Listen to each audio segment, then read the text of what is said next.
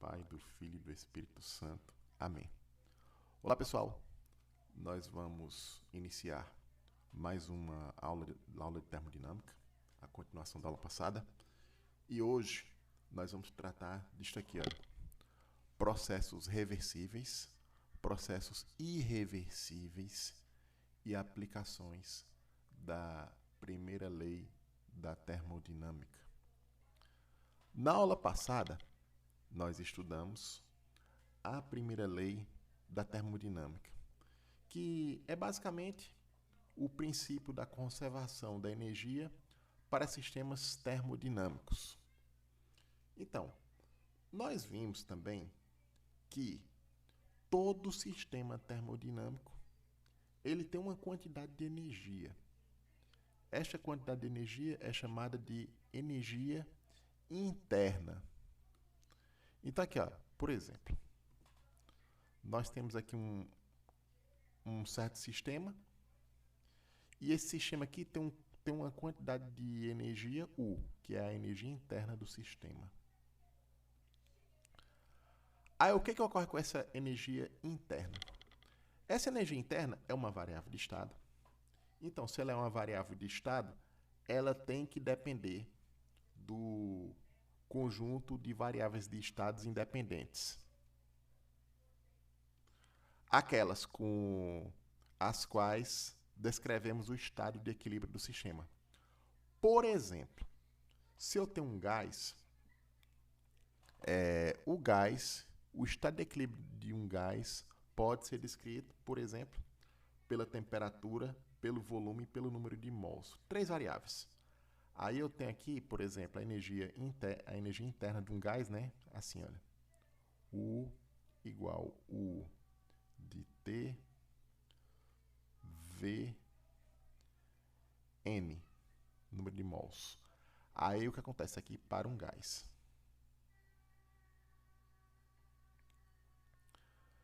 Se esse gás for um gás ideal, aí a gente vai ver que essa descrição ainda é mais simples. A energia interna não vai depender do volume. E o que é que ocorre? Bem, essa energia interna, ela só varia se o sistema interagir com as vizinhanças e nessa interação trocar energia e matéria. Energia sob forma de calor e trabalho e matéria sob forma de trabalho.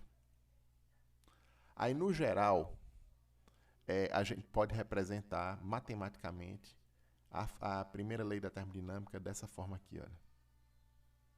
Que qualquer variação de energia interna é devido à quantidade de calor trocada e ao trabalho. E na versão infinitesimal, nós temos isso aqui, olha. du igual dq menos dw. A aula de hoje, então, será para fazer aplicações da primeira lei da termodinâmica. Mas antes de fazer essas aplicações, eu quero ainda apresentar alguns conceitos importantes que será tão importante agora para a primeira lei como mais ainda para a segunda lei da termodinâmica. Pois bem, vamos falar de processos quase estáticos. Como a gente vem falando nas aulas, os sistemas termodinâmicos, eles são caracterizados pelos seus estados de equilíbrio. E tais sistemas sofrem transformações de um estado de equilíbrio para outro estado de equilíbrio. Agora, vem a questão. Se um sistema está num estado de equilíbrio e passa para outro estado de equilíbrio através de um certo processo termodinâmico, o que acontece então na etapa intermediária entre o estado final, o estado inicial e o estado final? É nesse contexto que nós vamos definir o que são processos quase estáticos.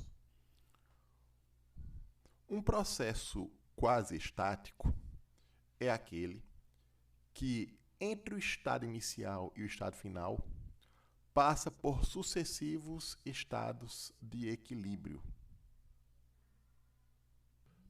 E como é que vai ocorrer esse processo quase estático?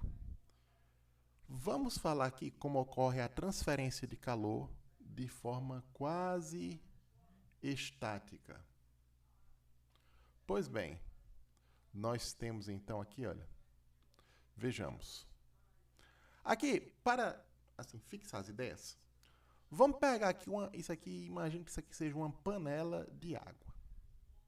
E isso aqui seja uma fonte térmica que eu possa controlar a temperatura. Então, vamos colocar primeiro essa água da panela num estado inicial, uma temperatura inicial. Vou botar aqui uma temperatura TI. Então, o que acontece? Eu coloco a panela aqui em cima da fonte térmica, deixo um tempo até que ela atinja a temperatura TI. O que eu vou fazer depois? Eu vou tirar essa panela de TI, da temperatura TI, e vou colocar em outra fonte. Aí essa fonte ela tem uma temperatura TI mais DT. Então, o que eu faço aqui? Eu coloco a panela numa fonte com a temperatura um pouquinho maior. Eu faço um aumento infinitesimal da temperatura e deixo a panela tempo suficiente para que atinja um novo equilíbrio. E depois que atinge um novo equilíbrio, o que eu faço? Eu vou colocar ela em outra fonte, que é a fonte com temperatura TI mais 2DT. Então, eu faço um incremento da temperatura DT. Aí, novamente, eu deixo a panela, como é que eu posso dizer? Num tempo suficiente. Esses processos são lentos. Então, eu deixo a panela aqui tempo suficiente para que ela atinja o equilíbrio novamente. Aí, mais uma vez, coloco a panela aqui, olha, numa fonte TI, agora mais 3DT. Eu dou um incremento aqui de DT na temperatura. Aí, eu deixo a panela com água atingir novamente o equilíbrio. E assim vai. Eu vou passando por sucessivos estados de equilíbrio. Então, eu vou colocando a panela numa fonte térmica um pouquinho mais quente, com um aumento infinitesimal de temperatura, deixo ali o tempo suficiente para entrar em equilíbrio e vou repetindo isso, até que eu chegue no estado final de equilíbrio. E assim, eu chego ao estado final de equilíbrio, no caso aqui correspondente à temperatura TF. Ou seja, a água ela sai do estado inicial TI e chega até o estado final TF, por transferência de calor. Mas como é que é essa transferência de calor? Ela tem que passar por esses processos intermediários. E cada processo intermediário desse é um estado de equilíbrio. Então, eu vou acrescentando lentamente a temperatura em pequenos incrementos e deixo o sistema entrar em equilíbrio antes de eu passar para a próxima etapa. Aí ele fica em equilíbrio aqui e depois passa para a próxima etapa. Aí eu espero ele ficar em equilíbrio e assim vai, até que se atinja a temperatura TF. Aí isso é um processo quase estático. E o que acontece nos processos quase estáticos? Eles são processos lentos, porque para estar em cada etapa de equilíbrio, você tem que esperar o sistema atingir os estados de equilíbrio intermediários. É claro, pessoal, que essa definição de processo quase estático, isso é uma definição idealizada, porque quando o sistema passa de um estado inicial para um estado final, é, não é assim que ocorre. Isso aqui é uma idealização. Na verdade, como é que eu posso dizer? Na prática, os processos reais não ocorrem assim, passando por etapas intermediárias de equilíbrio. Na verdade, os processos reais, a maioria, a gente não tem controle do que ocorre na parte aqui intermediária. Mas esse conceito aqui de processo quase estático é importante porque isso nos ajuda a entender como funciona as leis da termodinâmica, em especial a primeira lei e a segunda.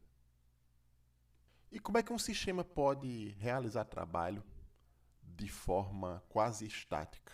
Eu vou colocar aqui um modelozinho também para nós entendermos. Algo similar a isso aqui para a gente entender como ocorre uma transferência, aliás, uma troca de trabalho de forma quase estática. Pessoal, agora vamos ver como é que fazemos a realização de trabalho de forma quase estática. Então aqui, olha, imagine o seguinte. Eu tenho aqui um gás, aqui, olha. Esse cinza aqui é um gás confinado num certo recipiente. E aqui, olha, isto aqui é um pistão móvel e sem atrito. Aí aqui, olha, tem umas massas em cima aqui do pistão. Essas massas fazem o gás ficar em equilíbrio. Eu tenho aqui um estado inicial de equilíbrio, né? Aí quando eu colocar as massas aqui, a força resultante no pistão se anula. E assim o que ocorre? Ele fica em repouso. E assim o sistema fica em equilíbrio. Aí o que eu faço? Eu vou realizar trabalho. Eu vou colocar o gás para realizar trabalho. Como? A gente vai fazer isso de forma quase estática, ou seja, a gente vai sair do estado inicial, que o gás está aqui com volume VI, para o estado final aqui, olha, com volume VF. Só que passando por sucessivos estados de equilíbrio. Aí como é que nós vamos fazer isso? Olha, para passar dessa etapa inicial, desse estado inicial, para o próximo estado de equilíbrio, eu retiro uma massa dessa, uma massinha dessa aqui, olha. Isso aqui é uma massinha bem pequenininha. Aí quando eu retiro a massa, o gás sofre uma pequena expansão por um volume dV. Aí quando eu tiro a massa aqui, o que acontece? Há um desequilíbrio das forças. Aqui é a força de pressão com as massas aqui. Aí o que acontece? O gás se expande até que se atinja um novo equilíbrio. Aí aqui, beleza. Aí a próxima etapa, o que eu faço? Eu retiro mais uma massa. Aí ocorre a mesma coisa. O gás se expande por um volume dV. Aí o volume atual aqui, olha, quando chega no equilíbrio, é VI mais 2 dV. E assim nós repetimos sucessivamente, né? Eu vou tirando as massas, aí o gás atinge um novo equilíbrio. Eu tiro novamente a massa, aí o gás vai atingir um novo equilíbrio. Aí o gás vai realizando trabalho. Quando eu vou tirando cada massa, o gás realiza trabalho aqui, ó, para subir o pistão um pouquinho aqui. Ele vai subindo um pouquinho aqui, olha. Tá aqui, ele sobe um pouquinho, sobe mais um pouquinho. Aí depois sobe mais um pouquinho, né? Até que quando eu tiro todas as massas, o gás chega no estado final, aqui, que corresponde ao volume VF. E assim, eu tenho a realização de trabalho por este gás através de um processo quase estático. O termo quase estático é porque esse processo é muito lento. Aí aqui, olha, eu vou tirando as bolinhas aqui, aí eu deixo ele leva um tempo para se entrar em equilíbrio e fico lá. Aí depois de novo. Por isso que é quase estático, é como se cada etapa dessa fosse estática. E sendo o processo quase estático, eu posso representar graficamente através de um diagrama. Então vamos ver como é que fica isso. Então, pessoal, podemos representar um processo quase estático por um diagrama. Aí, como é que ocorre isso aqui? Assim, olha.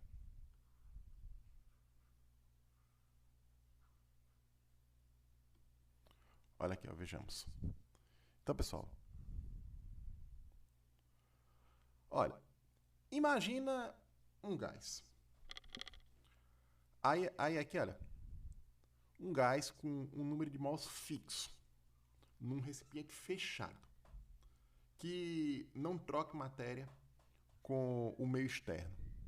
Então, eu posso fazer isso aqui, olha. Eu posso pegar um diagrama, aí aqui eu posso botar aqui o eixo P da pressão e V de volume. Eu peguei para um gás, mas posso pegar outros sistemas também. O raciocínio é o mesmo. Aí aqui, olha, eu tenho um estado inicial. Aqui, ó, por exemplo, aqui é VI e aqui PI.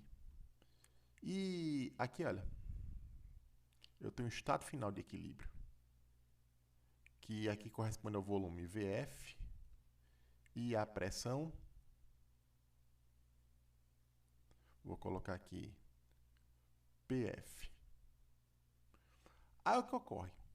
Um processo quase estático que leve o sistema desse estado inicial até o estado final, ele pode ser escrito por um diagrama. No caso aqui, uma curva. Aí, por exemplo, eu tenho isso aqui, olha. Imagina aqui, ó, algo assim. Tem uma curva aqui.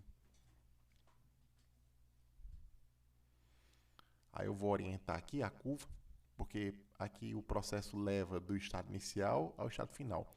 Mas também eu posso ter um processo que leve do estado final para o estado inicial. Eu posso retomar o processo aqui. Processos que não são quase estáticos, eu não tenho uma curva definida para o processo. Por quê?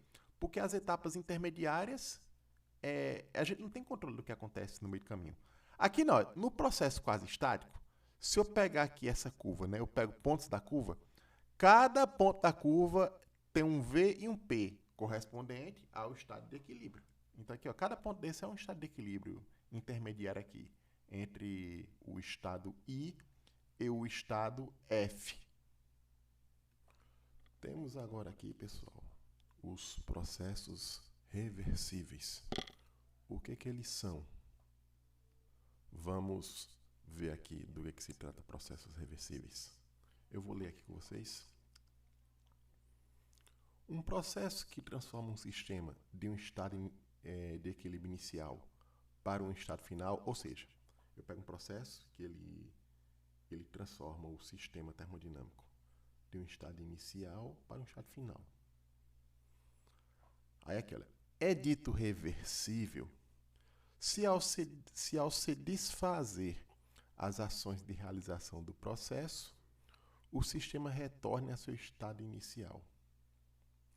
Ou seja, basicamente, o processo reversível é aquele tipo de processo que, se ele for desfeito, o sistema tem que voltar ao estado inicial. Vamos colocar uma observação aqui. Se nestas condições acima que eu coloquei para o do processo reversível, o sistema não voltar para seu estado inicial, o processo é dito irreversível. Ou seja, eu realizo um processo. Se eu desfazer o processo e o sistema não voltar para seu estado inicial, então nós temos um processo irreversível. Pessoal, nós vamos ver agora as condições físicas para um processo ser reversível. Aqui, olha, pessoal. A primeira condição, o processo deve ser quase estático.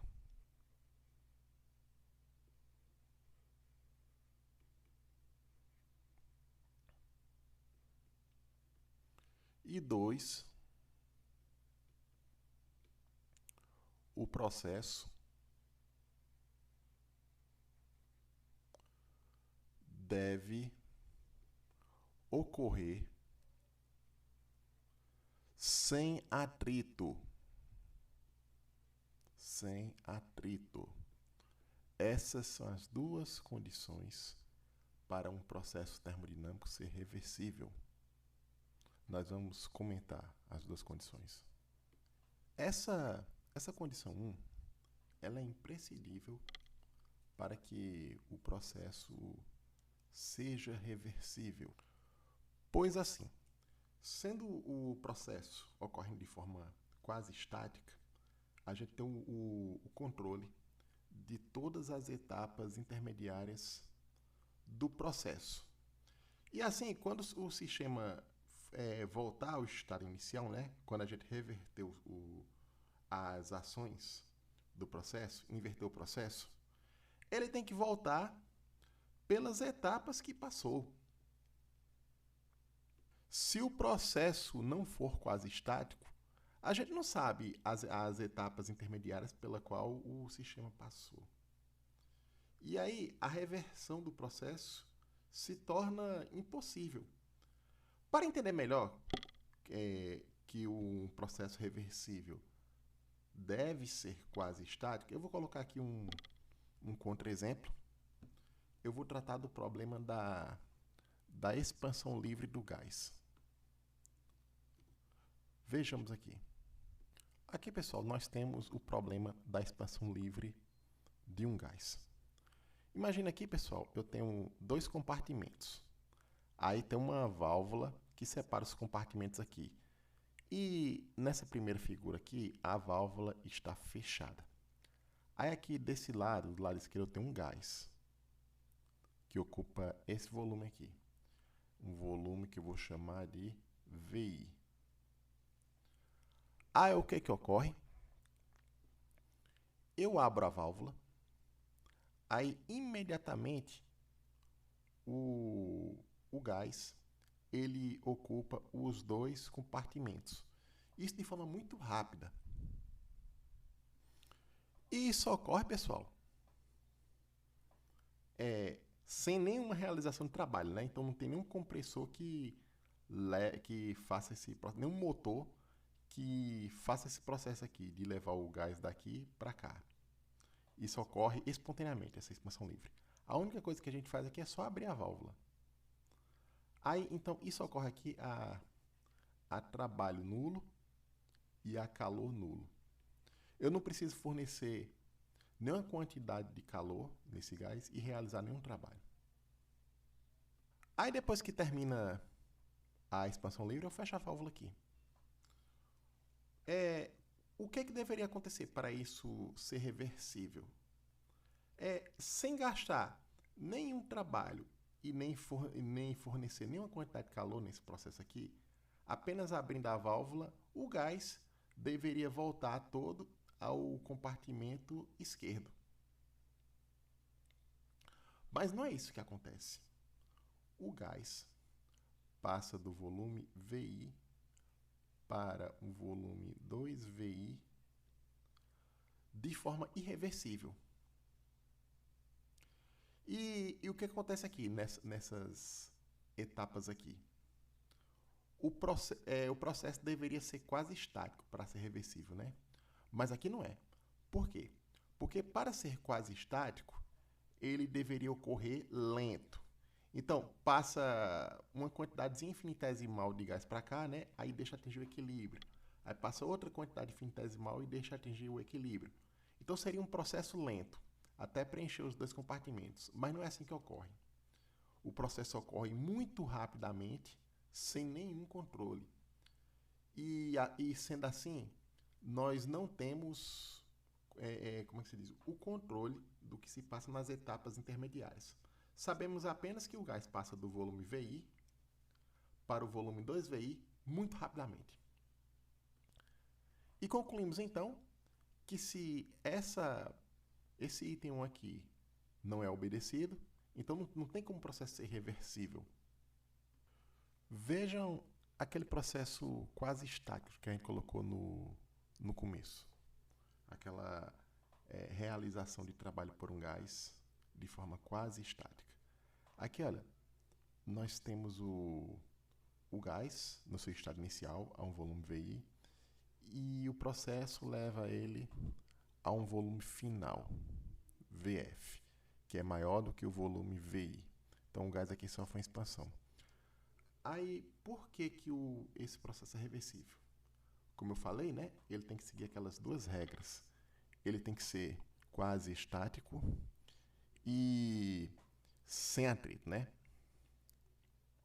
Aqui, por exemplo, quando eu tenho essa bolinha aqui, eu tiro, aí ele sobe um pouquinho, ele expande um pouquinho. Aí eu tiro outra bolinha, ele expande mais um pouquinho, e assim vai.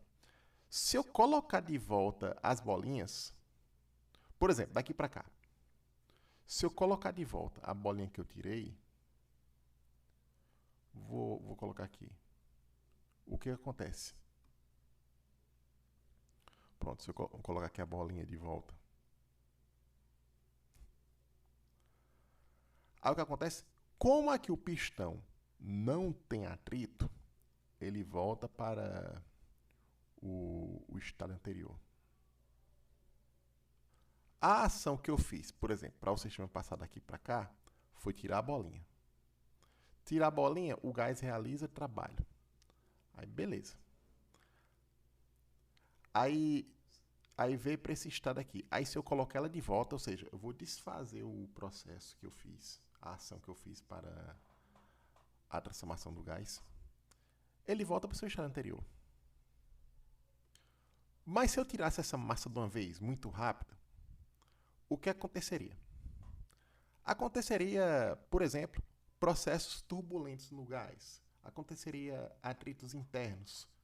E aí teria dissipação de energia e essa dissipação levaria à irreversibilidade do processo. E aquela transmissão de calor que eu citei num dos primeiros exemplos, aquela transmissão quase estática, ela também é reversível. Aqui, ó, por exemplo, um sistema, ele passa do estado inicial com temperatura TI até um estado final com temperatura TF, de forma quase estática.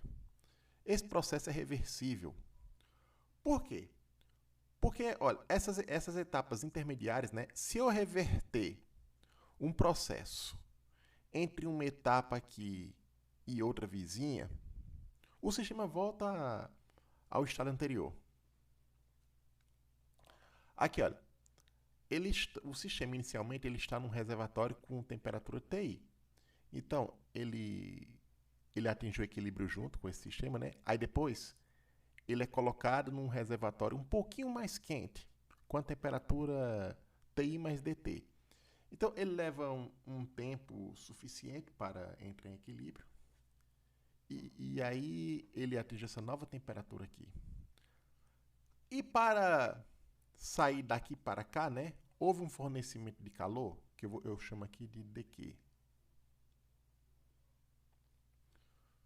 Aí, assim, para reverter o processo, eu teria que inverter esse fornecimento de calor. Ao invés de fornecer calor DQ, eu teria que tirar de volta aqui.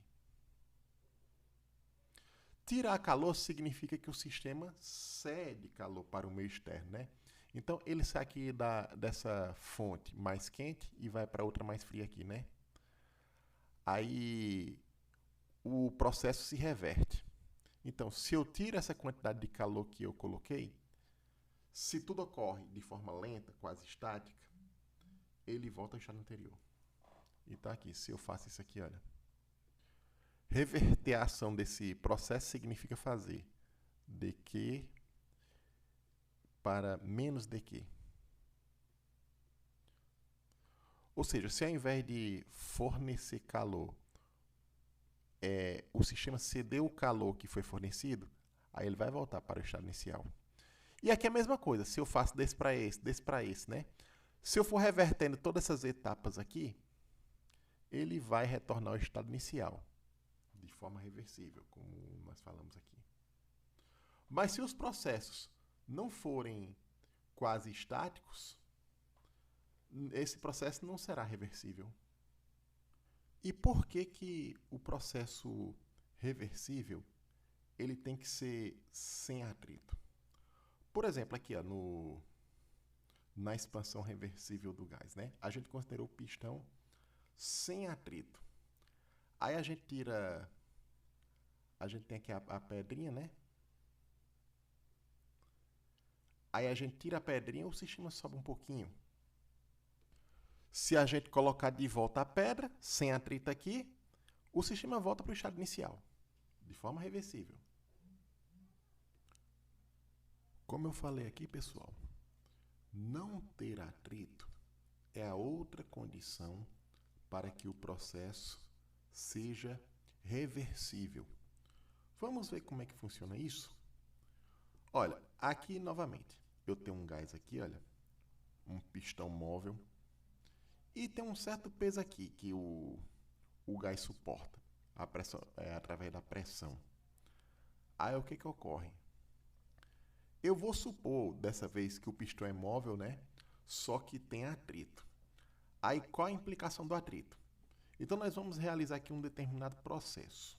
E depois vamos desfazer esse processo e vamos ver se com o atrito o sistema volta ao estado inicial. Então aqui, olha, imagina que eu tenho essa bolinha aqui, aí eu vou tirar. Ela é uma pequena massa, eu tiro aqui, olha. Aí quando eu tiro, olha, aí o gás sobe um pouquinho aqui. O pistão sobe por um deslocamento dx. Aí na retirada dessa massa, o gás realiza um trabalho que faz com que haja uma pequena expansão aqui. Vamos colocar as forças que atuam no pistão aqui, olha. Eu destaquei aqui o pistão do lado de fora para ficar mais fácil de verificar. Aqui, olha. Tem uma força aqui, deixa eu corrigir aqui. Vejamos aqui, olha. Essa força aqui, olha, é P vezes A. Isso aqui é a pressão do gás vezes a área.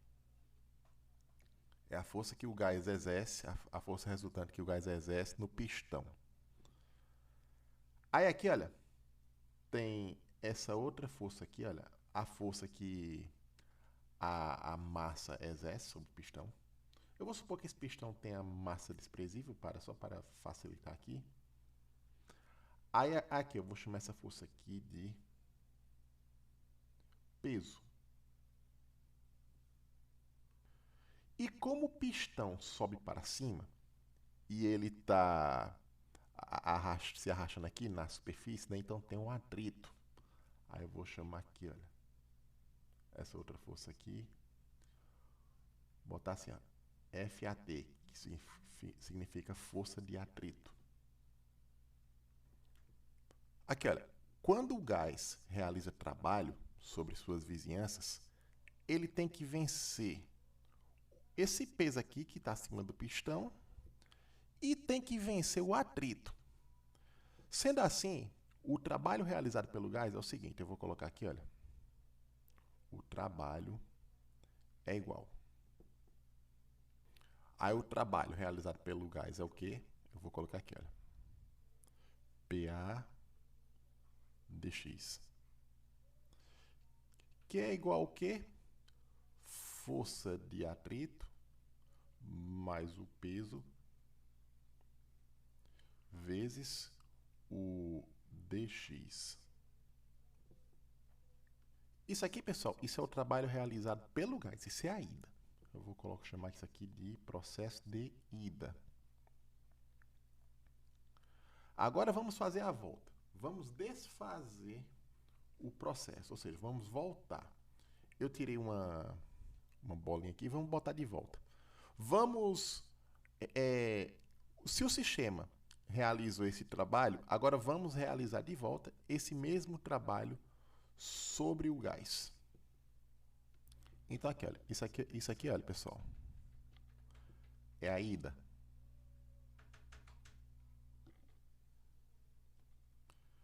E aqui, olha, vamos fazer a volta.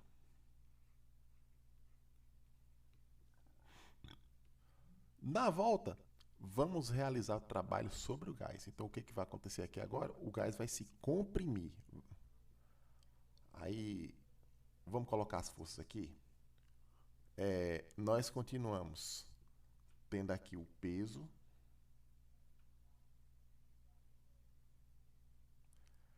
Aí nós temos a força de pressão do gás, o PA. E como agora o pistão vai descer sob a ação do trabalho externo, então o que, que vai ocorrer? O atrito vai se inverter, o atrito agora vai ser para cima. Aí agora o atrito vai ser assim, força de atrito. Aí nós vamos desfazer o processo, né? Vamos fazer a volta. Aí eu vou colocar se esse trabalho DW, que é PAdx, o gás realizou, agora vamos realizar esse mesmo trabalho sobre o gás. Aí vamos colocar aqui então. Aqui é a ida. Agora a volta é DW, que é igual. É o mesmo trabalho. Só que o trabalho agora ele tem que vencer o quê? Ele tem que vencer, quando eu faço o trabalho de volta, ele tem que vencer a pressão do gás e o atrito. Então, isso aqui vai ser o quê, pessoal? Vai ser força de atrito. Aí eu vou botar aqui, olha, dx linha. Eu vou botar dx linha de frente de dx porque eu não sei se o deslocamento vai voltar para o mesmo lugar, que é isso que a gente vai mostrar. Se o deslocamento volta para o deslocamento do pistão vai fazer ele voltar para o mesmo lugar aqui. Aí eu vou colocar a contribuição da pressão do gás. Aí você tem aqui, olha, PA dx linha. E aqui, pessoal, olha, dx linha é igual a quê? Eu vou isolar aqui, olha, eu boto isso aqui, dx linha em evidência, aí vai ficar assim, olha, PA dividido por, aí vai ficar aqui, olha, força de atrito mais PA. Deixa eu ajeitar aqui para ficar mais legível. Aí aqui, olha, o deslocamento do pistão, o deslocamento de volta, está relacionado dessa forma aqui com o deslocamento de ida. Se o processo for reversível, o deslocamento de volta tem que ser igual ao deslocamento de ida. Mas olha o que acontece aqui. Ó. Vamos olhar para esse fator. Eu tenho aqui no numerador PA, que é positivo, e tenho no denominador aqui, olha, PA mais um fator aqui positivo, um termo positivo aqui.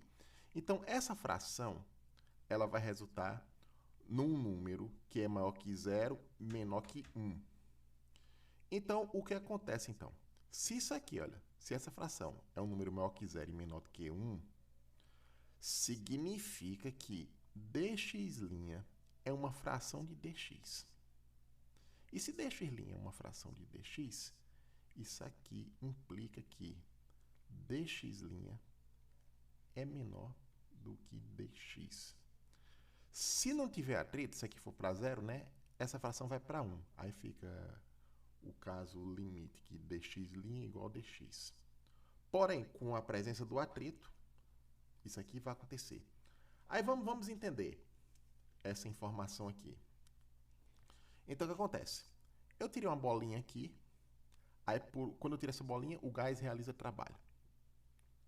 Quando o gás realiza trabalho, eu tenho essa expansão aqui, aí nessa expansão o pistão sobe um deslocamento dx. Aí, como eu falei, pela definição do processo reversível, se eu desfazer o processo, o que vai acontecer? O sistema tem que voltar para o mesmo estado inicial. Aí aqui, o processo foi feito aqui pela realização desse trabalho aqui, olha, PA dx. Aí, para fazer a volta, para desfazer o processo, eu exerci sobre o gás agora o mesmo trabalho. Aí, quando eu exerço o mesmo trabalho, o deslocamento do pistão não é igual ao deslocamento inicial, é menor do que o deslocamento inicial.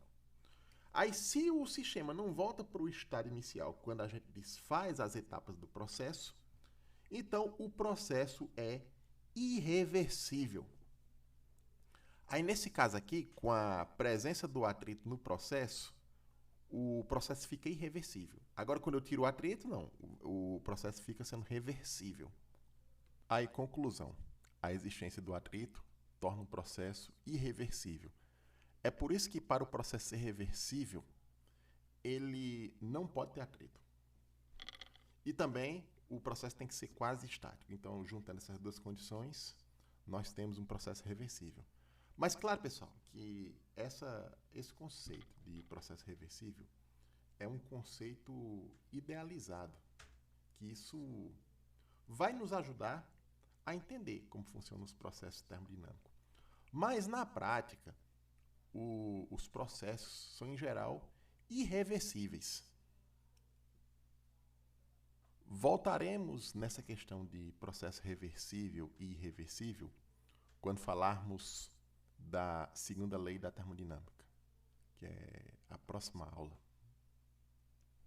Aqui, pessoal, nós temos agora, vamos fazer as aplicações da primeira lei no gás ideal. Antes de começar as aplicações, eu quero informar que nós vamos tratar de apenas processos reversíveis e fechados. Ou seja, todos os processos aqui, o número de mols envolvido será sempre fixo. Eu quero colocar antes uma informação a respeito do gás ideal monoatômico. O que acontece aqui? Dessas informações, nós vamos... é nosso ponto de partida. Primeiro, isso aqui, olha. PV igual nRT, onde esse N aqui é o número de mols do gás. Aí eu vou colocar aqui também a expressão da energia interna.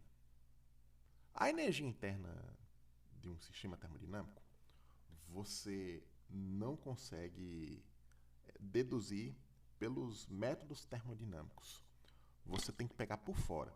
Ou você pega de um experimento empírico, como a energia interna vai depender das variáveis termodinâmicas, ou então você usa teorias microscópicas, como, por exemplo, a mecânica estatística. Aí a gente tem aqui que a energia interna do gás ideal, eu vou colocar aqui ele sendo monoatômico, só por simplicidade. Isso aqui é o que? É 3/2 de nRT. Vamos escrever também aqui, pessoal, a primeira lei da termodinâmica. Pessoal, aí eu quero falar aqui da capacidade calorífica.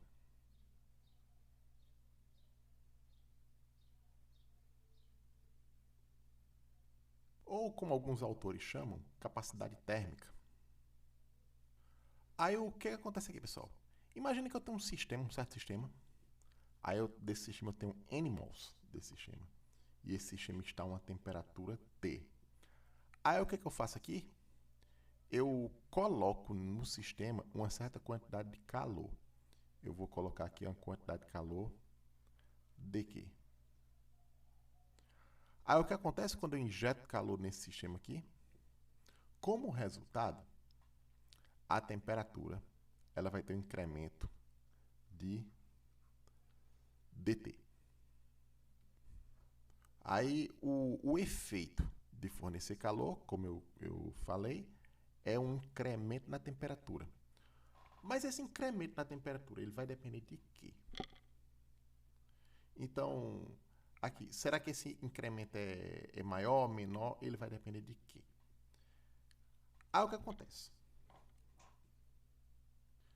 Esse incremento, ele vai variar de substância para substância. Então, assim, dependendo da substância, quando eu forneço a quantidade de calor de que, a substância pode responder com incrementos diferentes.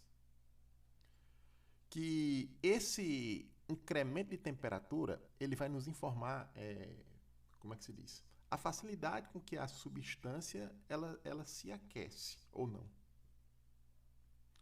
Aí, sendo assim, o dq eu posso associar assim com o dt. Aí eu tenho aqui o dt. Aí vai aparecer aqui uma propriedade da substância, que eu vou chamar, que é esse C aqui, né? Esse C é o que nós chamamos de capacidade calorífica.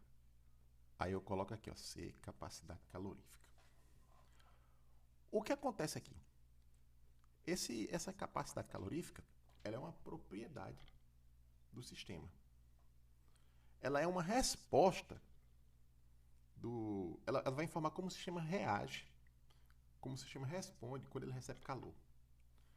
Se esse C, essa capacidade calorífica, ela for pequena, significa que com determinado recebimento de calor aqui, o incremento na temperatura é elevado. Então, o sistema ele é sensível à variação de temperatura aqui. Ele é fácil de aquecer quando isso aqui é pequeno.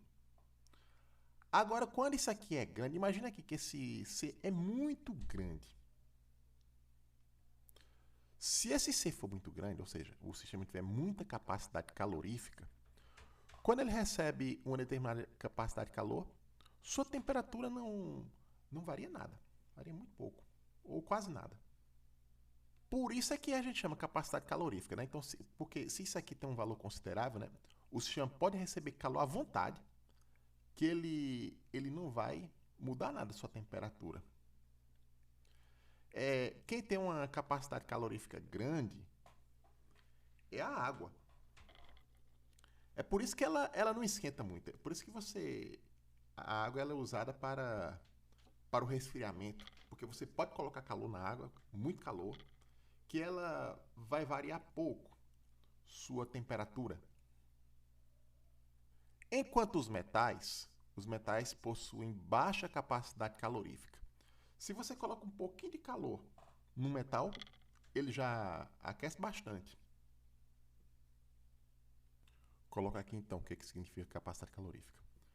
Quantidade de calor necessária para que N mols de uma substância varie em uma unidade sua temperatura. Outra coisa interessante a respeito da capacidade calorífica é que para a mesma substância ela pode ser diferente se o processo que ocorrer, a forma como o calor é recebido, né, é transmitido, mudar. Por exemplo, a gente vai fazer aqui no gás capacidade calorífica, a volume constante e a pressão constante. Nós vamos mostrar que são diferentes nas duas situações. Então, para processos com volume constante, a capacidade calorífica é uma coisa. Para processo a pressão constante, a capacidade calorífica é outra coisa. Aqui, pessoal, eu vou considerar o caso específico do gás ideal. Aí eu tenho isso aqui, olha. dq igual C dt. Aí eu boto um V aqui para dizer que é o volume constante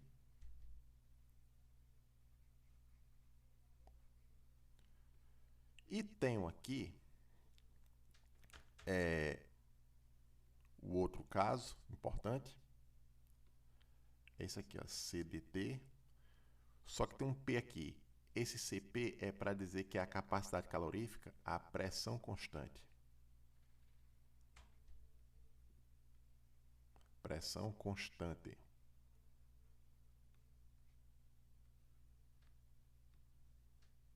Pessoal, vamos considerar primeiro o caso que o volume é constante. Aqui, olha, pela primeira lei da termodinâmica, eu tenho dU, ele é igual a dQ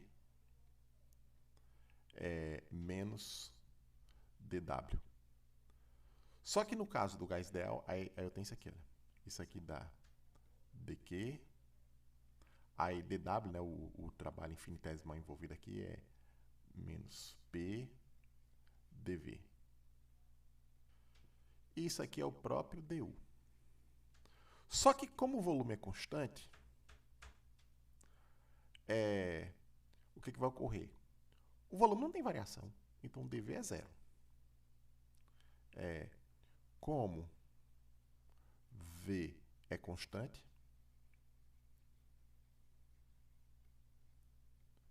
então dV igual a zero, o que implica em dU igual dQ. Aí, pela definição da capacidade calorífica, a gente tem isso aqui, olha. dU é igual a C dt. Só que como é a volume constante, eu boto aqui o índice V para identificar que o processo é a volume constante. Então, sendo assim, olha, o CV é o quê? É du dv, a derivada de u em relação a t, né? Só que com o volume constante.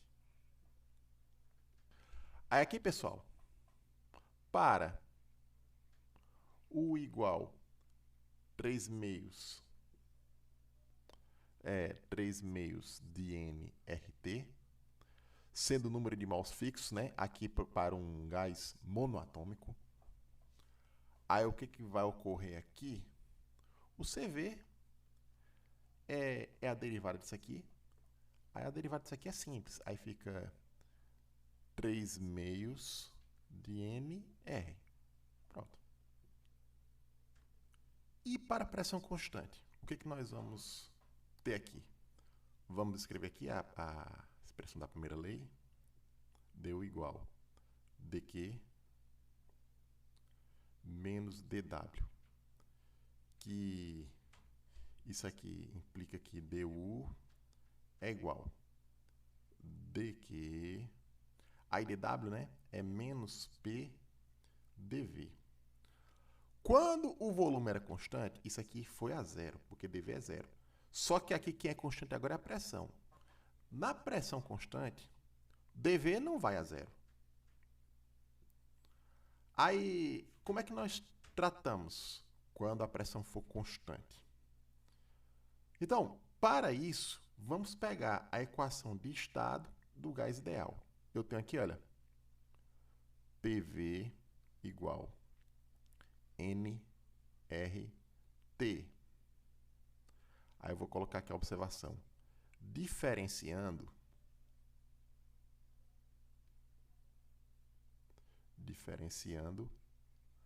temos.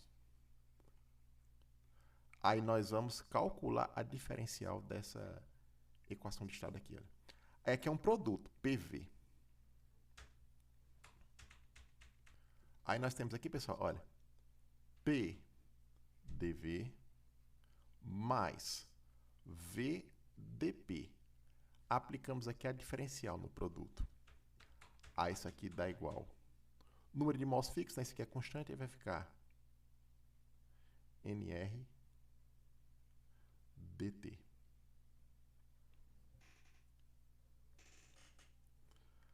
Aí o que vai ocorrer aqui?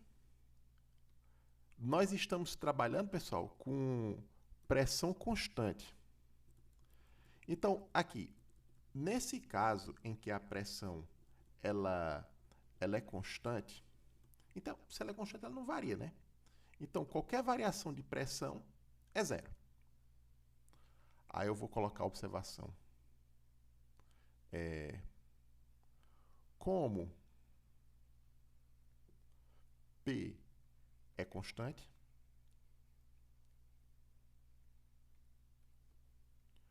então dP igual a zero. O que implica, eu fazendo aqui dP é zero, né, pois a pressão é constante, é que P dV é igual a mR dt.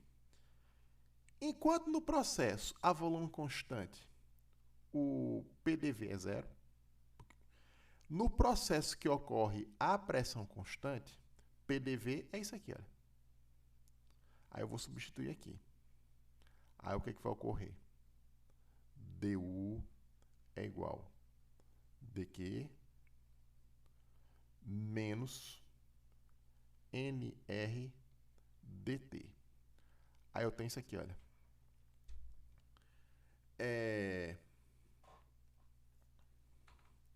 du, eu posso diferenciar du aqui, olha. É 3 meios de nr dt. Aí vai ficar assim, olha. 3 meios de nr dt.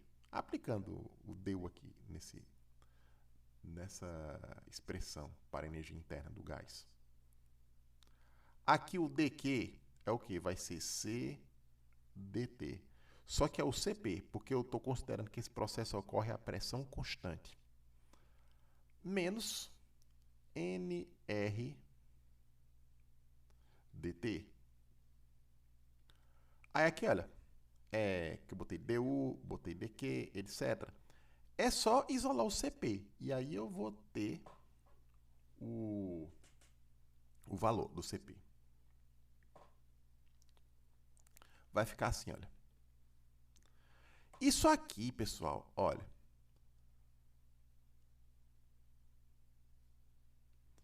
Se vocês prestarem atenção aqui, 3 mil de nr, né? Olha, é o próprio CV. Aí o que nós teremos aqui? Eu tenho CV dt igual. Eu vou colocar aqui esse dt em evidência aqui, olha. Cp menos nr dt. Aqui, olha, eu tenho um fator multiplicado por dt é igual a um fator multiplicado por dt. Então, isso aqui, pessoal, isso é igual aqui, olha, esses fatores aqui. Então, Cp menos nr igual Cv. E aqui, olha, o Cp, ou seja, a capacidade calorífica a pressão constante é igual ao quê? É a capacidade calorífica a volume constante mais nr.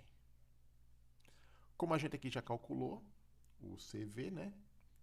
Então é só pegar aqui, olha, se eu pego 3 mil de nr, aí somar com nr aqui, isso aqui vai ser 5 meios de nr.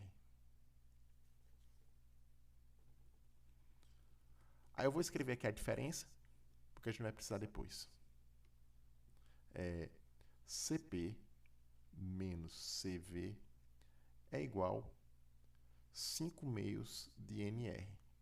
Observe então, pessoal, que para o gás ideal, que é uma substância só, estou pegando só uma substância, as capacidades caloríficas elas podem mudar, dependendo de como ocorre o processo no qual o gás recebe calor. Aqui a capacidade calorífica é a pressão constante, e aqui a capacidade calorífica é a volume constante. Elas são diferentes. E aqui ó, a diferença entre elas aqui.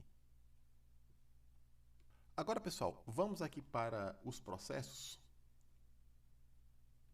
O processo isotérmico, pessoal, é um processo aqui muito importante. E esse processo isotérmico, como o próprio nome está dizendo, ele ocorre a T constante. A temperatura será constante. Aí o que ocorre aqui, pessoal? eu tenho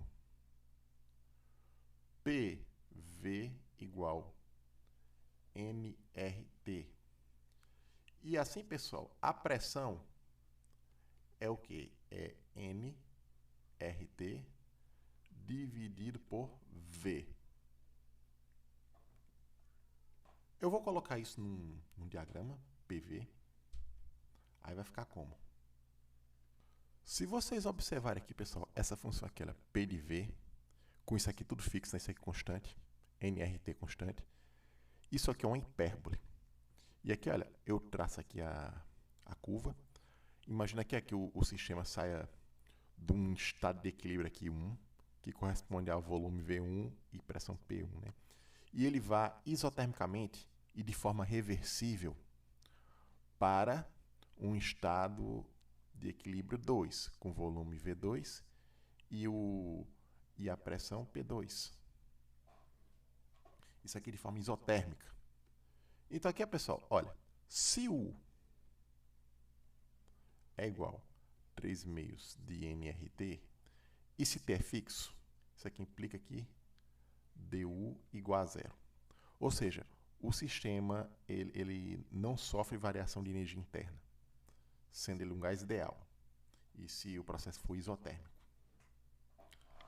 Aí aqui, olha, o dW é igual a PdV, que é igual a nRT dV, né, dividido aqui por V. Aí o trabalho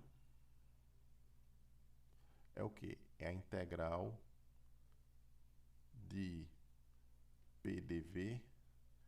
Aí, como é integral em V, né? Aí eu estou integrando de onde até onde? De V1 até V2. Aqui de V1 até V2. Aí isso aqui dá o quê? Eu vou colocar o P aqui, né? Aí esse nRT é constante, cai fora. Aí vai ficar nRT integral de dV sobre V para ir de V1 até V2. Isso aqui, pessoal, dá nRT. Essa integral aqui ela é simples, né? Ela vai dar logaritmo de V, calculado de V2 até V1. Isso aqui é o quê? Logaritmo de V2 menos logaritmo de V1. E aplicando aqui a propriedade do logaritmo da diferença, nós temos o quê? Que o trabalho é igual a nRT logaritmo de V2 sobre logaritmo de V1. Então, esse trabalho aqui, ó, observe que se V2 é maior que V1, né? Isso aqui, esse argumento aqui do logaritmo é positivo, e assim o logaritmo é positivo. Então, um trabalho positivo.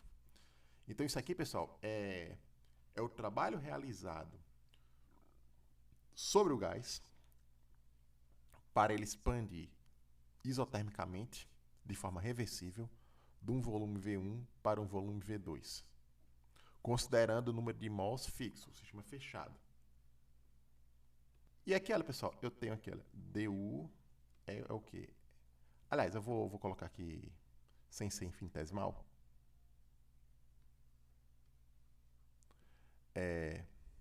Eu vou colocar assim, olha, ΔU é igual a Q menos W. Aí, como a variação de energia interna é zero, então isso aqui, a quantidade de calor envolvida no processo, Q é igual a W. Então, a quantidade de calor que o sistema vai receber aqui no processo isotérmico, na expansão isotérmica, é exatamente igual à quantidade de calor envolvida aqui no processo. Aliás, a quantidade de trabalho, o trabalho realizado. Aí, pessoal, se houver, ao invés de uma expansão, uma contração, uma compressão aqui, né? Ou seja, se eu tenho um processo agora aqui, isotérmico que sai de V2 até V1, ele vai percorrer essa curva. Aí o que vai acontecer? fica aqui, olha, V1 em cima e V2 embaixo. Aí só troca o sinal do logaritmo. Aí o trabalho fica negativo, porque é para ocorrer a expansão. E o módulo mesmo. E aqui o calor igual ao trabalho. E a variação de energia interna, né, é igual a zero.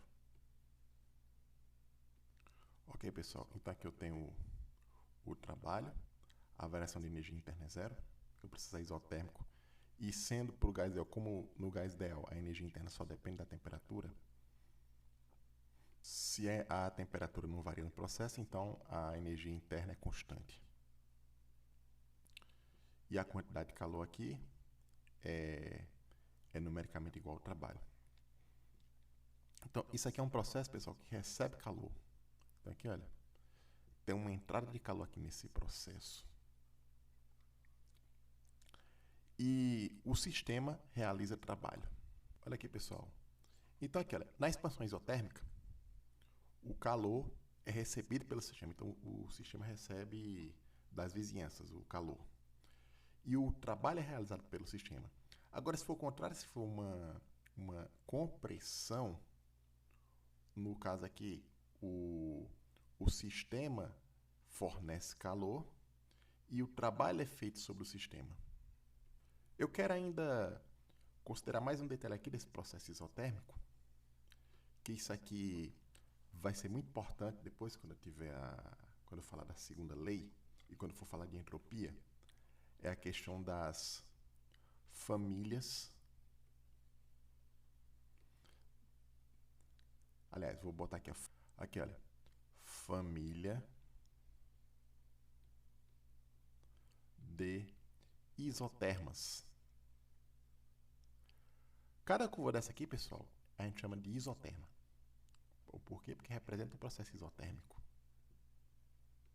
Pessoal, aqui, olha, eu tenho P igual nRT dividido por V. Eu vou fazer isso aqui, pessoal, olha, eu vou considerar isso aqui igual a um K. Porque número de mols constante, isso aqui é constante e a temperatura é constante, pois o processo é isotérmico. Aí o que vai acontecer? P igual K sobre V. Com K constante. Então, o que vai acontecer aqui? Olha, para cada temperatura que eu pegar, cada valor de temperatura, eu tenho um K possível aqui. Então, para cada valor de temperatura positivo, que essa temperatura é positiva, que é a temperatura absoluta, ela é sempre positiva. Para cada valor aqui de temperatura, eu tenho um possível K. E para cada K, eu vou ter uma curva. Aí, essa equação aqui, ela vai gerar uma família de curvas, que é a família de isotermas. E essas curvas aqui, essas curvas da família de isotermas, elas não se cruzam. Eu vou dar um exemplo aqui. Por exemplo, seja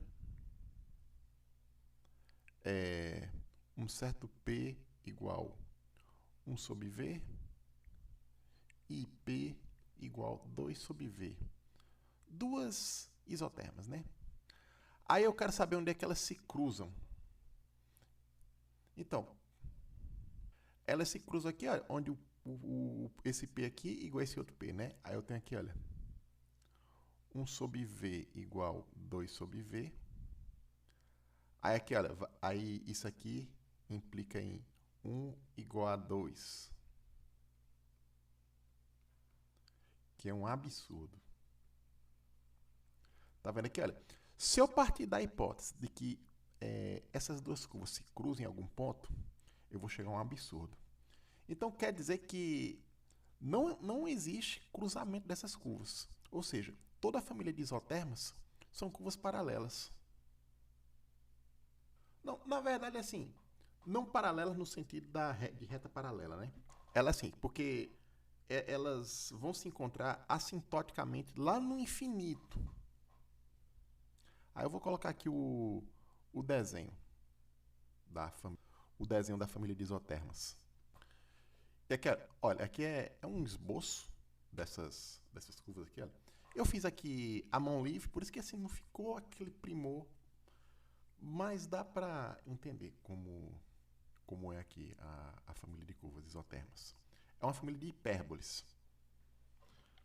Aí aqui, olha, à medida que o K vai aumentando, que corresponde ao aumento da temperatura, né?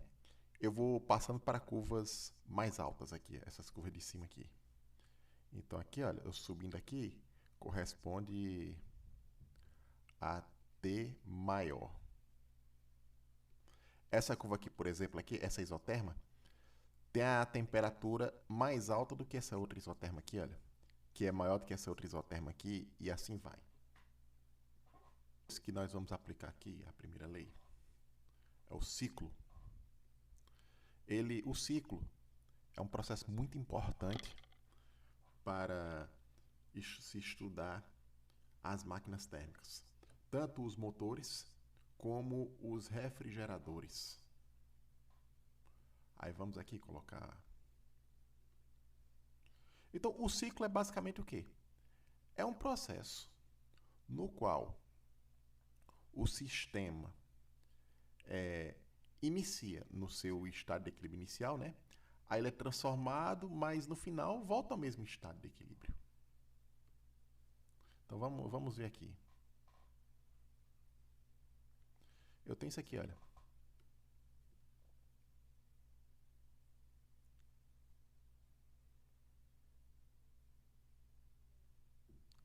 Aí eu vou orientar aqui.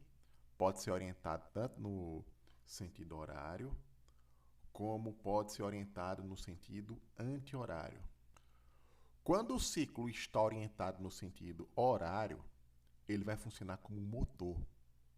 Vamos ver isso com mais detalhes lá quando a gente estudar máquinas térmicas. E quando o ciclo ele está orientado no sentido anti-horário, ele faz o papel de refrigerador. Aqui, olha, vamos supor que ele comece aqui, olha. Aí o estado inicial, aí ele foi e voltou ao mesmo estado. Então o estado inicial vai ser equivalente ao estado final. Aí o que acontece aqui? A variação de energia interna no processo cíclico, é zero. Por quê? Como a energia interna ela é uma variável de estado, então qualquer variação numa variável de estado, ela só depende da diferença dos estados. Como não tem diferença aqui nos estados, o estado final e o estado inicial mesmo, então a variação da energia interna aqui é zero. Aí aqui só resta o que então? Que a quantidade de calor líquido é igual à quantidade de trabalho. Essa quantidade aqui de calor é o calor líquido, ou seja, é a soma do que entra no sistema com o que o sistema libera. E esse trabalho aqui é a soma do que o sistema realiza e o que é realizado sobre ele. Que isso aqui é diferente do que vai acontecer lá na máquina térmica, né? Que a gente vai ver quando estudarmos a segunda lei da termodinâmica, que quando um sistema recebe calor, esse calor que o sistema recebe, né, nem toda essa quantidade pode ser transformada em trabalho. Em trabalho que eu digo, trabalho realizado pelo sistema. Um sistema ele não pode pegar uma certa quantidade de calor recebida e transformar integralmente em trabalho. Isso aí vai ser objeto da segunda lei da termodinâmica. Não é isso aqui, não. Isso aqui não é o calor que o sistema recebe. É o calor que o sistema recebe com o calor que o sistema cede. E esse trabalho aqui, repetindo, é o trabalho realizado somado com o trabalho recebido, o trabalho que a vizinhança exerce sobre o sistema. Olha, eu vou separar essa curva aqui, essa curva do ciclo, em duas partes. A parte que se expande e a parte onde há compressão. Nessa parte aqui, que é a expansão do gás, né? O trabalho, deixa eu colocar aqui da cor da curva, trabalho é positivo. Ou seja, nessa parte aqui, o gás realiza trabalho. E aqui, pessoal, o calor também é positivo. E aqui, olha, aqui eu tenho uma entrada de calor aqui, nessa parte aqui. Quando o calor é positivo, significa que o sistema está recebendo calor. Então eu tenho uma entrada aqui. Deixa eu até colocar aqui, olha. Aí aqui o calor entra. Nessa outra parte aqui do ciclo, o que ocorre? É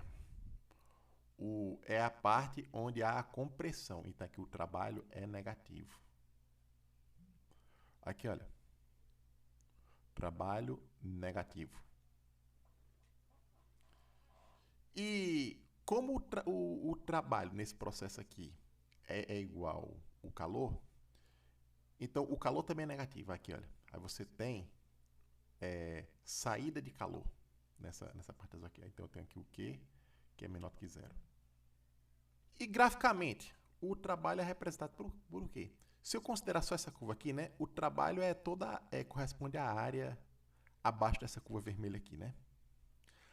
Aí quando eu incluo esse outro pedaço aqui para fechar o ciclo, eu tenho que retirar a área abaixo dessa curva aqui, né? Então, o trabalho realizado vai ser a área interna ao ciclo. Aí eu vou pintar aqui para a gente entender. Aí aqui, olha, o trabalho. Aqui, o trabalho é positivo, o trabalho total. O trabalho... Eu vou chamar de trabalho total, não, vou chamar de trabalho líquido. Ou seja, isso aqui quer dizer que no ciclo todo o sistema realiza trabalho. E se eu inverter o processo aqui, o que vai ocorrer? O trabalho é negativo, né? Então o trabalho é realizado sobre o sistema. Aqui, como eu falei, o ciclo total, o trabalho é positivo, né? Então o papel desse ciclo aqui é que o sistema realize esse trabalho. E de onde é que vem esse trabalho? Aqui, olha, se esse trabalho aqui é positivo, né? A quantidade de calor líquida, porque partindo aqui da primeira lei, ela é positiva também. Então, o calor é recebido. Então, aqui, a gente interpreta que o sistema recebe calor e uma parte desse calor é jogada fora aqui, para baixo aqui. No caso, vamos chamar isso aqui de fonte fria. E a outra parte é convertida em trabalho. Agora, se a orientação for contrária, o que acontece? O trabalho é negativo, ou seja, o trabalho é realizado sobre o sistema. Aí, quando o trabalho é realizado sobre o sistema, o que acontece? Aí vai ter um calor líquido aqui que será negativo. Eu vou colocar aqui o esquema para a gente entender melhor. Aqui, pessoal, aqui é o ciclo agora, é o mesmo ciclo, só inverti o sentido. E eu vou colocar também, pessoal, a família de isotermas, para a gente verificar uma coisa aqui, uma coisa interessante. Olha só, pessoal. Aqui, o trabalho líquido é negativo. O trabalho líquido. Ou seja, o que impera aqui no trabalho é o que é feito sobre o sistema. E o calor? O calor líquido também é negativo. Calor líquido.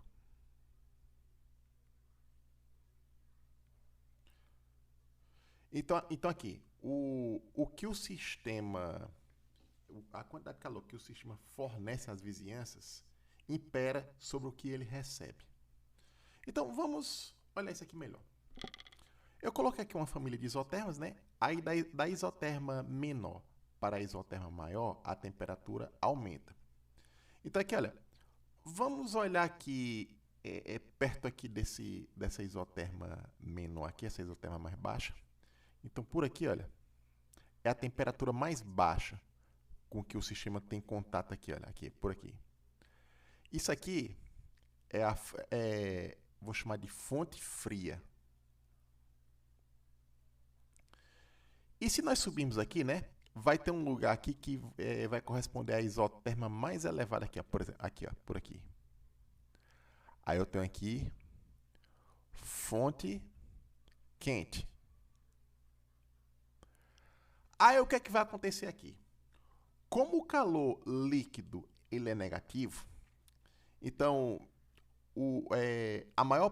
significa o quê? Que a maior parte do calor trocado aqui no sistema, o sistema vai fornecer para as suas vizinhanças. Então, o que significa aqui que o resultado efetivo desse ciclo, orientado de forma anti-horária, é o quê? É tirar calor da fonte fria para a fonte quente, através do recebimento de trabalho. Então, isso é o quê? Quando você tira calor da fonte fria para a fonte quente, você está fazendo um refrigerador. Então, isso aqui, pessoal, isso é um refrigerador. Mas um refrigerador, ele não tira calor da fonte fria para a fonte quente espontaneamente, não. Ele precisa de trabalho. Então, eu tenho que realizar trabalho sobre o sistema, por isso é negativo. E, como resultado, tirar calor da fonte fria para a fonte quente. Agora vamos no processo adiabático. O processo adiabático, pessoal, ocorre sem troca de calor. Então, a primeira informação que a gente tem do processo adiabático, aliás, ele, por definição, por ser adiabático, o processo ocorre com Q igual a zero. Então, não tem troca de calor no processo adiabático. Para poder calcular o trabalho no processo adiabático, eu preciso antes determinar como é a curva PV do processo adiabático. Então, eu vou realizar um procedimento para poder encontrar esta curva. No gás ideal aqui, pessoal, nós temos a energia interna, U igual 3 meios de nRT. E eu tenho aqui, olha, PV igual nRT. Olha aqui, pessoal. Observe que PV é igual a nRT. E na energia interna do gás ideal monoatômico, aparece nRT. Então, no lugar desse nRT, eu substituo por PV. Então, aqui, olha, vou fazer a substituição. E assim, U é igual a 3 meios de PV. E assim, olha, vou fazer o DU. DU é igual a 3 meios, aí eu diferencio aqui o produto. PDV mais 3 meios de VDP. Aí o que ocorre aqui, olha, pela primeira lei, o DU é igual a dQ menos dW. Aí aqui, olha, como o processo é adiabático, isso aqui é zero. E isso aqui, olha, é PDV. Aí assim, olha, isso implica que DU é igual a menos PDV. Aí eu vou colocar aqui, olha, eu vou substituir aqui, DU é menos PDV. Aí eu tenho aqui, olha, menos PDV é igual a 3 meios de PDV mais 3 meios de VDP. Aí, se eu integrar essa diferencial aqui, aí eu vou ter uma curva de P com V. Aí vamos cuidar agora no processo de integrar esta diferencial. O que ocorre aqui, pessoal? Olha, eu vou fazer o seguinte. Essa parte aqui que tem dV, eu vou passar para cá. Aí vai ficar menos PDV, menos 3 meios de PDV. Aí vai ficar assim, olha. menos 5 meios de P dV é igual a 3 meios de V dP. Agora, pessoal, eu vou fazer aqui um procedimento chamado de separação de variáveis. Eu vou colocar o que tem P para um lado e o que tem V para o outro lado. E fazer a integração. Isso aqui vai ficar assim, então, olha. Eu vou trazer o P dividindo aqui, né? Aí vai ficar assim, olha. dP sobre P. Isso aqui dá igual. Esses dois aqui se cancelam. Aí vai ficar assim, olha. Menos 5 terços de... Aí vai ficar aqui, olha. dV sobre V. Mais um detalhe aqui. Se lembra lá quando a gente calculou as capacidades caloríficas do gás ideal, a pressão constante e a volume constante? Eu vou colocar aqui esses calores específicos, aliás, essas capacidades caloríficas. Aí eu tenho aqui, olha, o CP, a capacidade calorífica, a pressão constante, é o quê? É 5 meios de NR. E aqui, olha, o CV é o quê? É 3 meios de NR. Aí eu vou definir aqui, pessoal, um gama, que é o quê? É CP sobre CV. Que isso aqui se eu dividir um pelo outro aqui, dá 5 terços. Que isso aqui é maior do que 1. Aí, olha quem aparece aqui, olha. Esse 5 terços aqui é esse próprio gama. Aí, sendo assim, isso aqui, eu posso escrever essa equação assim, olha. dP sobre P igual menos gama dV sobre V. Agora sim, pessoal, o próximo passo é integrar no lado esquerdo e no lado direito de um estado de equilíbrio para outro. Aí como é que isso aqui vai ficar? Vai ficar, vamos ver aqui, olha.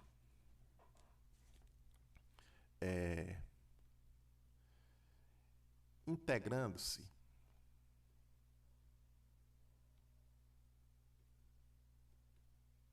temos. Aí vamos fazer a integral. Aí eu tenho aqui, olha, integral de dP sobre P. Aí eu vou integrar de um certo P0 até um P. E aqui isso é igual menos gama. Aí vai ficar integral de dV sobre V. Aí eu vou integrar de um certo V0 até V. Essa integral aqui, pessoal, se vocês integrarem isso aqui, dP sobre P, isso dá o logaritmo natural de P. Aí, como é de P0 a P, né, eu já vou adiantar aqui, isso aqui vai ser logaritmo de P sobre P0. Na verdade, é logaritmo de P menos logaritmo de P0, mas aplicando a propriedade do logaritmo da diferença, você tem logaritmo de P sobre P0. Aí, isso aqui é igual a menos gama logaritmo de V sobre V0. Aí tem a propriedade do logaritmo, que eu passo esse gama aqui, olha, como potência. Aí se eu passar o sinal de menos como potência, né, essa fração inverte. Aí isso aqui fica assim, olha. Logaritmo de P sobre P0. Isso aqui dá igual logaritmo de V0 sobre V elevado a gama. Aí eu tenho aqui, pessoal, olha só. Eu tenho um logaritmo igual a um logaritmo. Aí eu aplicando a exponencial nos dois membros aqui, nós desfazemos essa operação do logaritmo. E assim, encontramos que P sobre P0 igual V0 sobre V elevado a gama. E eu posso escrever ainda assim, olha, P sobre P0 igual V0 elevado a gama sobre V elevado a gama. Aí aqui, olha, eu vou passar esse V gama para cá e esse P0 para cá. Aí vai ficar assim, olha. Eu vou colocar aqui na outra linha. Aí no processo adiabático, isso aqui vai ocorrer.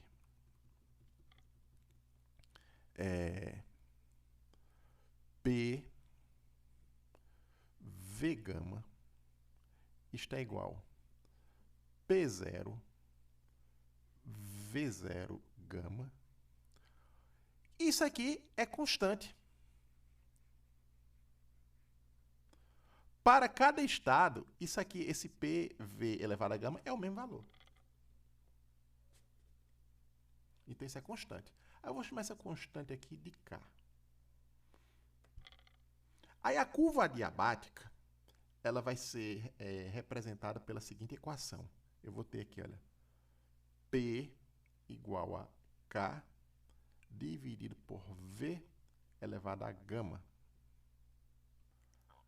Aí aqui nós temos a função que representa a curva adiabática. Na verdade, vocês têm aqui uma família de curvas adiabáticas, porque para cada K nós temos uma curva. E essas curvas aqui, essas curvas adiabáticas, essa família de curvas, elas também, assim como as isotermas, elas não se interceptam uma com a outra. A diferença da curva adiabática para a curva isoterma é que a curva isoterma, essa potência aqui é 1. Enquanto aqui, olha, para a curva adiabática, esse gama aqui, ele é maior do que 1. E o que é que isso significa para a forma da curva? Assim, as curvas são parecidas, a forma delas, né? Só que tem uma diferença. Por ter esta potência aqui, com esse expoente maior que 1, a curva adiabática ela é mais inclinada do que a curva do que a isoterma. Pessoal, aqui a gente vamos fazer uma tabela aqui para comparar a curva adiabática com a curva isoterma. Aqui, ó, ambas as curvas. Eu vou colocar aqui a derivada de P em relação a V, porque com a derivada a gente pode comparar as inclinações das curvas. Eu vou colocar aqui o valor absoluto da derivada. Então aqui, ó, se a gente derivar aqui, olha, dp dv e colocar o módulo, isso aqui dá o quê? Aí fica aqui, olha, v menos 1, né? Isso aqui é constante, aí desce menos 1, só que com o módulo fica mais. Aí fica aqui, olha, k sobre v quadrado. Aí aqui, olha, fica k sobre v é p. Que é isso aqui, olha, k sobre v quadrado é o quê? É k sobre v dividido por v. K sobre v é p. Aí isso aqui vai ficar p sobre v. Aqui, olha, na curva adiabática, vamos pegar aqui a inclinação dela, dp dv, vamos pegar o valor absoluto. Aí quando eu derivo aqui, olha, aí desce o gama. Aí fica gama, aí fica k dividido por v, gama menos 1. Aí usando o mesmo raciocínio aqui, k dividido por v a gama é o p. Aí isso aqui vai ficar assim, olha, gama p sobre v. Olha aqui a inclinação da isoterma, é p sobre v. A inclinação da curva adiabática, ela é p sobre v vezes o fator gama, que é maior do que 1. Então, assim, a curva adiabática, ela é mais inclinada do que a isoterma por um fator gama. Olha aqui, pessoal. A gente aqui está comparando a curva isoterma da adiabática. Aqui, olha, a isoterma, ela decai aqui de forma hiperbólica. E a curva adiabática, ela tem uma forma parecida, só que ela cai mais rápido, porque a curva adiabática ela é mais inclinada, conforme nós mostramos aqui, olha. Então aqui, olha. Ela cai mais rápido. Olha aqui, pessoal. Pela primeira lei, aqui nós temos a primeira lei da termodinâmica, né? Eu tenho aqui a variação da energia interna, o calor e o trabalho. Como o processo é adiabático, Q igual a zero. Aí aqui, olha, ΔU igual menos W. Aí eu vou calcular o trabalho. O trabalho é igual ao quê? É a integral. Aí eu vou colocar a curva adiabática aqui, olha. K dividido por V elevado a gama. Aí aqui, olha, vou botar aqui de V1 até V2 dV. Aí eu tenho que fazer essa integração aqui. Isso aqui é igual a integral de V1 até V2. Aí eu boto o K para fora. Aí fica aqui, olha, V elevado a menos gama dV. Aí isso aqui vai ficar o quê? K. Aí isso aqui vai ficar... Vou integrar isso aqui, aí fica V elevado a menos gama mais 1, dividido por menos gama mais 1. Isso aqui calculado de V1 até V2. Que isso aqui fica K. Aí vamos aqui.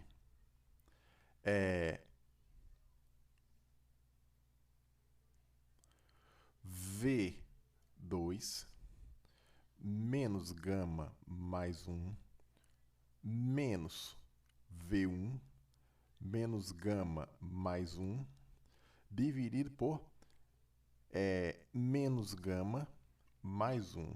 E fecha aqui o colchetes.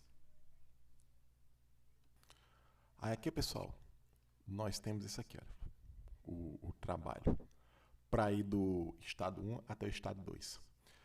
Se isso aqui for uma expansão, ou seja, se V2 maior do que V1, o trabalho é maior do que zero. E se V2 for menor do que V1, ou seja, se o sistema sofrer uma compressão, então aqui o trabalho é negativo. O trabalho é feito sobre o sistema. E aqui, quando V2 maior do que V1, numa expansão, o gás que realiza o trabalho. E aqui, olha, a variação de energia interna é o quê? ΔU é igual. Aí eu vou colocar isso aqui. Vamos aqui, olha. É a mesma coisa disso aqui, só que com sinal de menos. Então aqui, olha, vai ser isso aqui, a variação de energia interna no processo. Só que com sinal de menos.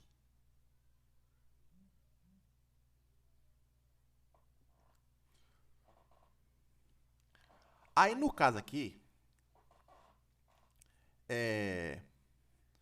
se V2 maior do que V1, o trabalho é positivo. E a variação de energia interna é menor do que zero, é negativa. E aqui você tem um resfriamento. O sistema resfria.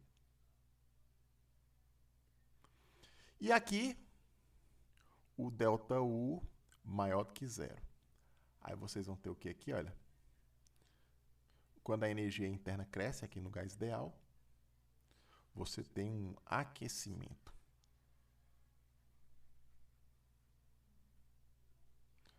Aí, assim, resumindo, na expansão adiabática, o gás resfria e na compressão ele esquenta.